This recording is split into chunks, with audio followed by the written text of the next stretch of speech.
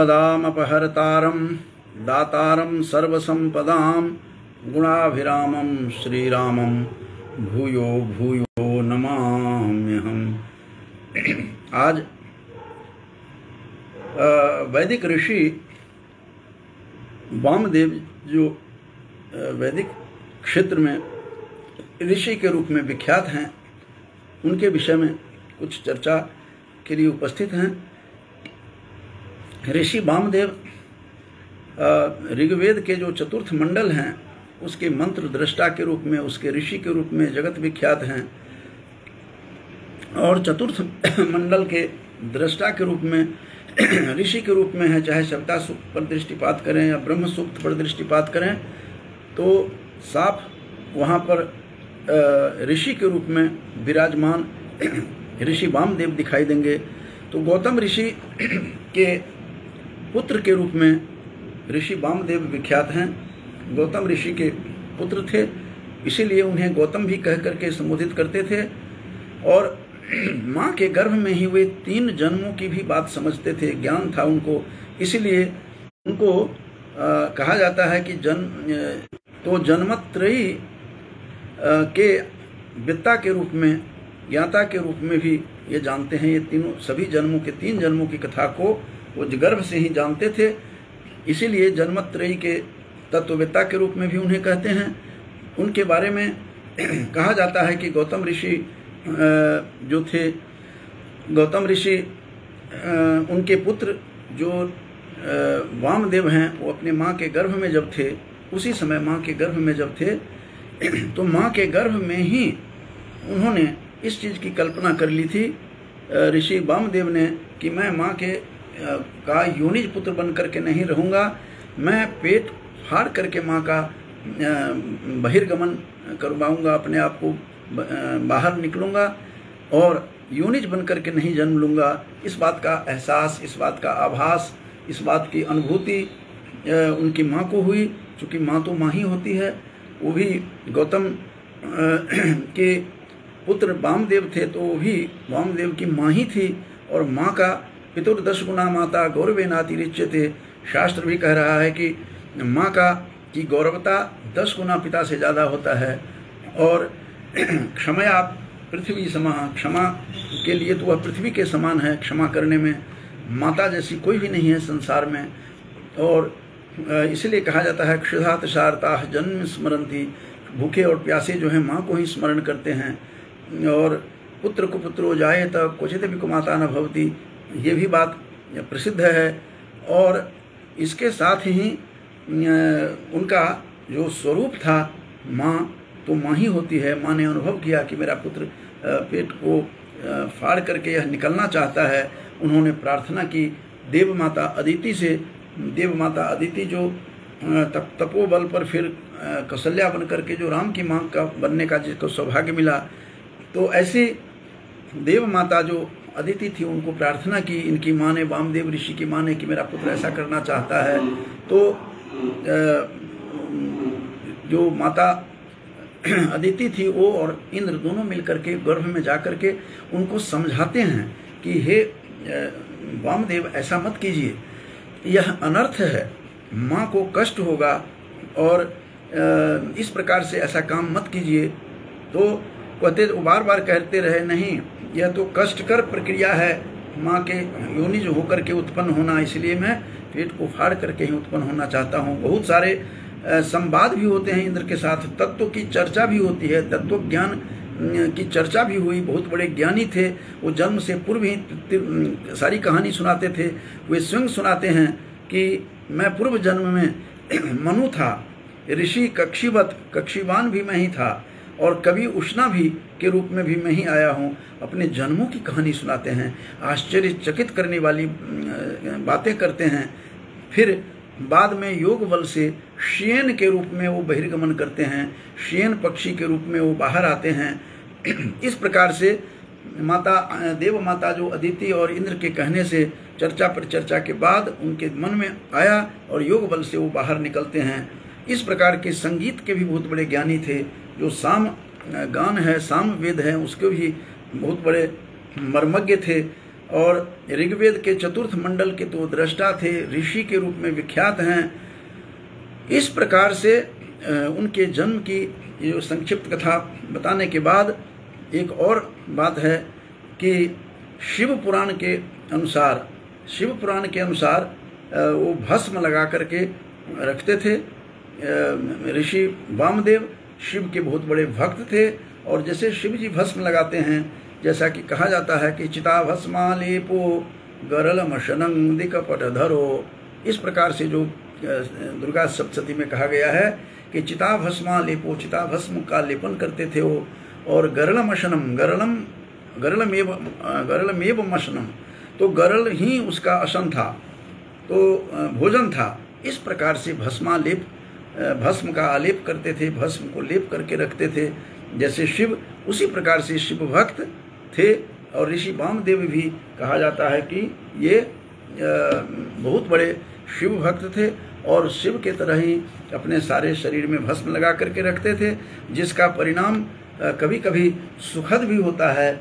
और एक ब्रह्म राक्षस था, वो ब्रह्म राक्षस इनको खाने के लिए, मारने के लिए, खा जाने के लिए वामदेव को दौड़ा, वामदेव के पास, और महर्षि वामदेव के अंग में भस्म लगा रहता था, तो भस्म स्पर्श से उसका योनि, ब्रह्म राक्षस की जो योनि थी वह भी समाप्त हो जाती है। इतना तपोबल था उनमें, भस्म का इतना प्रभाव था, वह साक्षात शिव रूप लगते थे देखने में।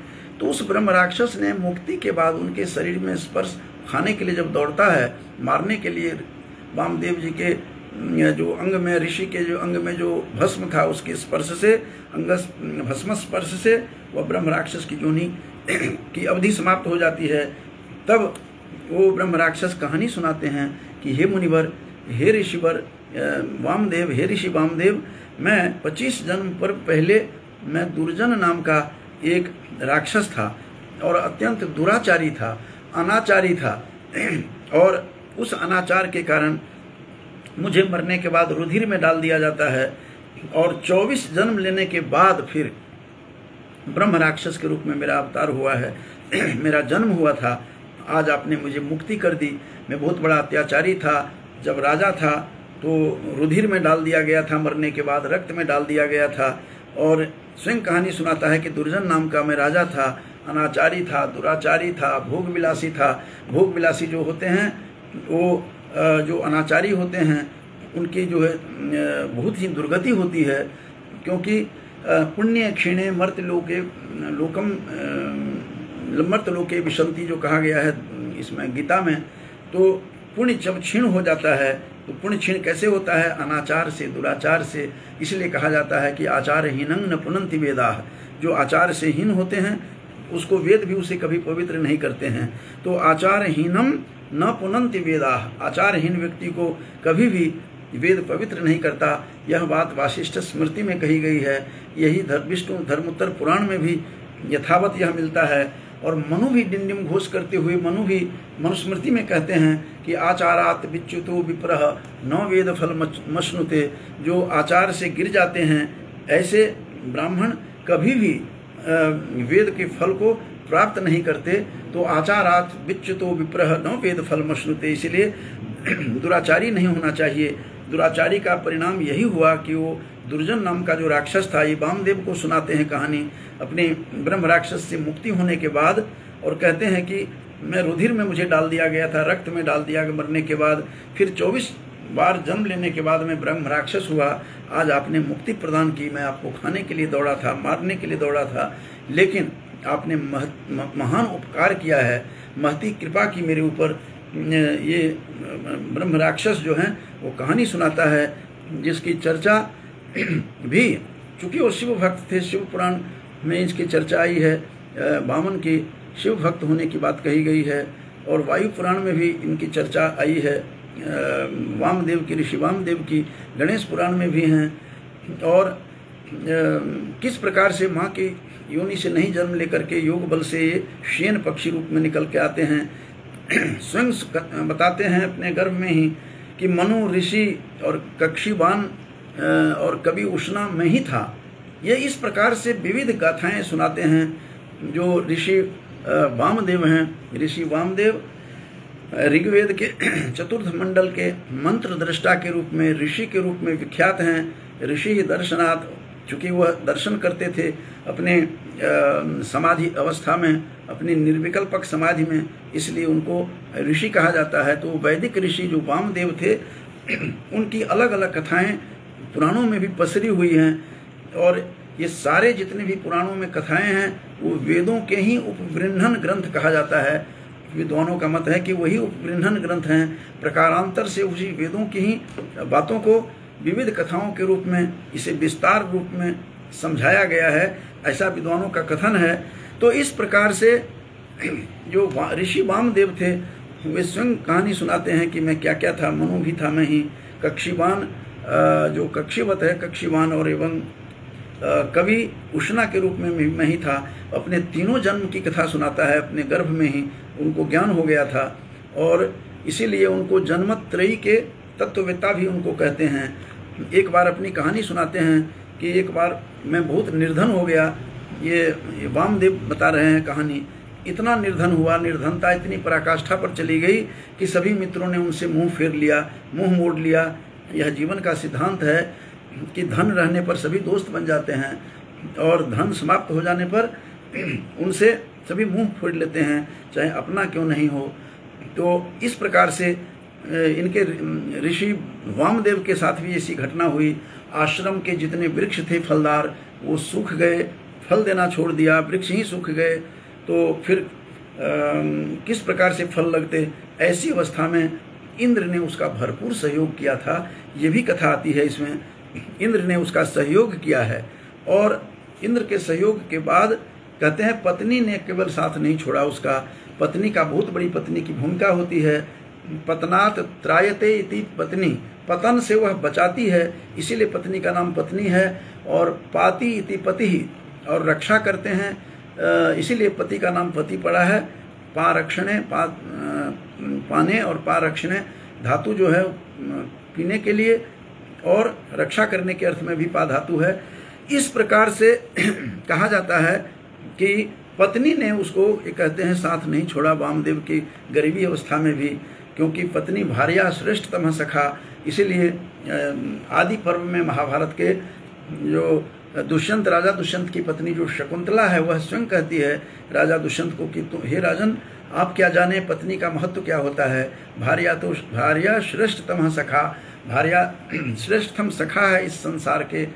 और इस प्रकार से उन्होंने उसका साथ नहीं छोड़ा। ये भी बात इससे निकल करके आती है कि पत्नी की भूमिका कितनी बड़ी होती है। और बहुत बड़े योद्धा भी थे ऋषि वामदेव, वैदिक ऋषि वामदेव, जो ऋग्वेद के चतुर्थ मंडल के मंत्र दृष्टा हैं, ऋषि हैं।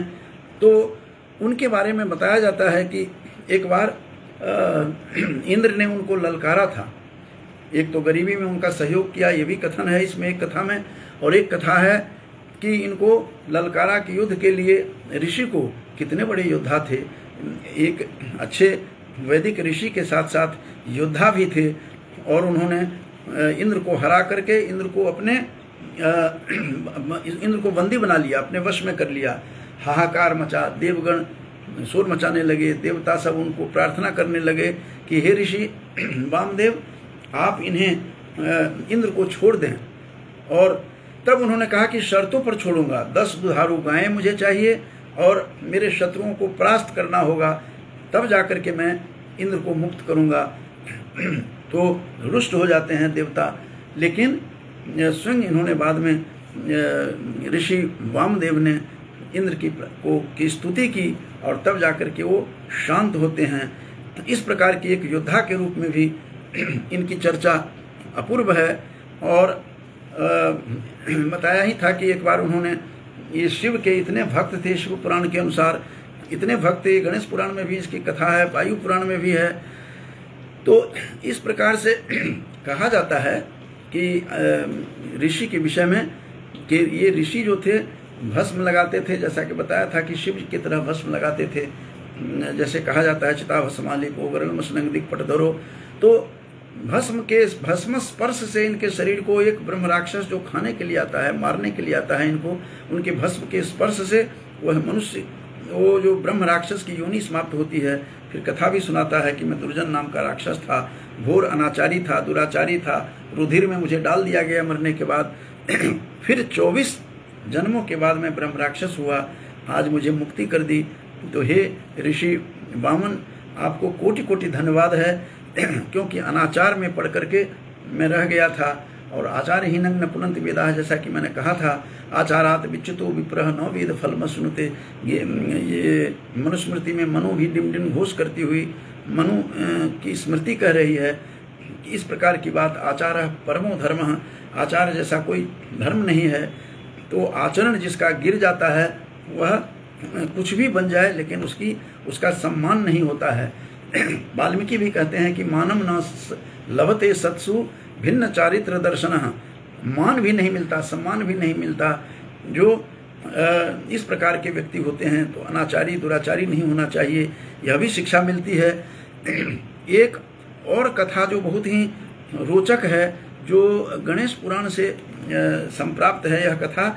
और ये कहा जाता है कि एक बार इंद्र के दरबार में, इंद्रलोक में संगीत का सम्मेलन चल रहा था। वहाँ क्रौंच नाम की पक्षी की चर्चा तो वाल्मीकि रामायण में आई है कि यत क्रौंच मिथुनादेकम अवधीय काम मोहितम। यहाँ पर लेकिन क्रौंच नामक एक गंधर्व था। क्रौंच नामक गंधर्व की कथा भी बड़ी रोचक है इसमें, और वामदेव जी के साथ जुड़ी हुई है। ऋषि वामदेव जी वैदिक विद्वान थे, ऋग्वेद के चतुर्थ मंडल के मंत्र दृष्टा थे। और तब ये कहानी आती है कि क्रौंच नामक एक गंधर्व जो उस स्वर्ग में इंद्रलोक में जो चल रहा था, संगीत का समारोह हो रहा था, उसमें इंद्र ने कुछ कहा, बुलाया, और यह हंसता हुआ अपनी हंसी में मस्ती में था। क्रौंच नामक जो गंधर्व था, जो गंधर्व देव के रूप में ही था, तो उसने इतनी उदंडता की कि उनका पैर, वामन ऋषि भी बैठे हुए थे, वामदेव ऋषि, तो ऋषि वामदेव के पैरों पर चढ़ करके आगे चले जाते हैं। इतना भी नहीं देखा कि मैं महर्षि वामदेव के, वैदिक ऋषि के पैरों को दबा करके आगे बढ़ रहा हूँ। इस बात से क्रोधित होकर के ऋषि वामदेव ने उनको शाप दिया और उनको कहा कि तुम उन्होंने चूहा बन जाओगे, तुम मूषक बनने का शाप दिया। इतना विशाल चूहा बन गया वह क्रौंच नामक गंधर्व, और जा करके सबको तंग करना शुरू किया। पहले तो पराशर ऋषि को भी जा करके उन्होंने आश्रम में घुस करके बहुत तंग किया। उन्होंने गणेश को स्मरण किया, गणेश ने उसका पीछा किया कि आखिर कौन है ये, तो उनका पीछा करता हुआ गए। तो पाताल में कहते हैं कि ये पौराणिक सब है, वो पाताल में चले जाते हैं, वहाँ भी पकड़ करके लाया और फिर उनको काबू किया गणेश ने। और उसको कहते हैं तब से वाहन के रूप में उन्होंने उसको बनाया। तो वाहन के रूप में जब उन पर चढ़ करके सवार करते होते थे तो कहते थे कि हे गणेश जी, अपना भार अपना शरीर का कम कीजिए।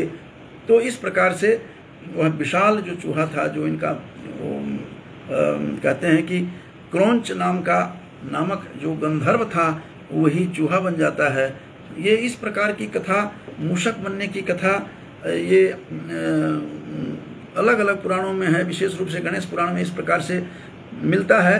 तो मेरा आज का जो वक्तव्य था बस इतना था कि ऋषि वामदेव जो थे, जो सविता सूक्त को देखिए, चाहे बृहस्पति सूक्त पर दृष्टिपात कीजिए, चतुर्थ मंडल के ये ऋषि के रूप में विख्यात हैं और बहुत बड़ा इनका कंट्रीब्यूशन था। गौतम ऋषि के ये पुत्र थे, जन्मत्रयी को ये गर्भ से ही जानते थे और तत्व ज्ञाता थे। इंद्र पर भी इन्होंने तत्व चर्चा इन्होंने माँ के गर्भ में ही किया। इतना ज्ञान उन्होंने बताया, जबकि उनको कहने गए कि हे वामदेव, आप ऐसा काम मत करें, माँ के गर्भ से को फाड़ करके, पेट फाड़ कर निकलना चाहते हैं। आपकी माता ने प्रार्थना की है, देव माता अदिति से, तो ऐसा काम मत कीजिए। तो फिर वो योग बल से बाहर निकलकर शेन रूप में आ जाते हैं, पक्षी के रूप में धारण करके आ जाते हैं। तो इस प्रकार से इनके बारे में जो बातें बताई गई है, तो विविध कथाएं इनके बारे में पसरी हुई हैं। और जब रामचरित मानस पर को मैं देख रहा था तो उसमें मुझे कई वामदेव की कई चर्चाएं मिली है। विशेष रूप से बालकांड के जो 320 दोहा है उसमें भी मिलता है कि वामदेव आदिक ऋषय पूजे मुदित महिष, दिए दिव्य आसन सबही, सब जन लही असीस। ये उस प्रसंग में है जब राम का विवाह हुआ तो राजा ने वामदेव आदि ऋषियों को, वह राजा जो जनक थे, उन सब की विधिवत पूजा की। तो राजा जनक तो जनक ही थे, वो तो ऋषि थे। भागवत के 9वें स्कंध में तो साफ शब्दों में कहा गया है कि इनके जनक के खानदान में जितने भी राजा हुए हैं सभी ब्रह्मज्ञानी हुए हैं। तो इस प्रकार से उन्होंने ऋषि की बड़ी सेवा की। फिर बालकांड के ही तो रामचरितमानस के बालकांड के 330 दोहे में भी इनकी चर्चा हुई है कि वामदेव अरु देव ऋषि वाल्मीकि जावालि, आये मुनिवर निकर कर कौशिकादि तपसाली। इन्होंने कहा कि तब वामदेव देव ऋषि नारद, वाल्मीकि, जावाली, विश्वामित्र आदि सभी तपस्वी श्रेष्ठ मुनियों के समूह वहाँ उपस्थित हुए। इस प्रकार का प्रसंग बालकांड में हमें देखने को मिला है। बालकांड के ही जो 359 जो दोहा है उससे पूर्व में भी इनकी चर्चा हुई है। 3 बार तो मैंने देखा है इसमें। वो मैं बता रहा हूँ कि बोले वामदेव सव सांची, कीरति कलित लोक त्युह माची, सुनि आनंद भयऊ सब काहू, राम लखन उर अधिक उछाहू।